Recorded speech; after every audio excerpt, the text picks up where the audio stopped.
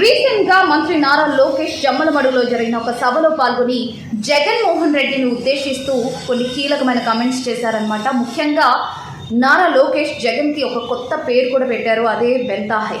అయితే దాని మీనింగ్ ఏంటో కూడా ఆయన వివరించారనమాట. లోకేష్ ఏమన్నారంటే, జగన్మోహన్ రెడ్డి వారంలో 3 రోజుల పాటు బెంగళూరులో, ఒక రోజు తాడేపల్లి, మిగతా 3 రోజులు హైదరాబాద్లో ఉంటూ ఉన్నారు. సో ఈ 3 ప్రాంతాలకి చెందిన మొదటి అక్షరాలని కలిపి ఆయనకి బెంతాహై అనే ఒక పేరు పెడుతున్నట్లుగా కూడా ఆయన ఎద్దేవా చేశారనమాట.